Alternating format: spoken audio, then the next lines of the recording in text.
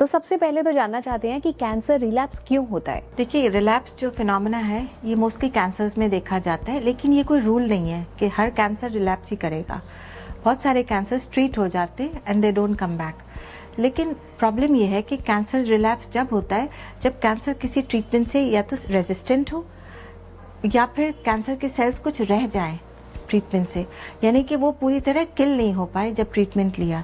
जैसे surgery, radiation, chemotherapy के बाद ये एक्सपेक्ट किया जाता है कि कैंसर के सेल्स खत्म हो गए, लेकिन होता क्या है, इन एक्चुअल कुछ रेमनेंट सेल्स रह जाते हैं और जो कि फिर बाद में जाके रीएक्टिवेट हो जाते हैं और हम इसको किसी टेस्ट के थ्रू पकड़ नहीं सकते। कोई ऐसा हमारे पास माइक्रोस्कोपिक कोई टेस्ट नहीं है जिससे कि हम ये पता कर सकें कि सारे सेल्स खत्म हुए कि नहीं।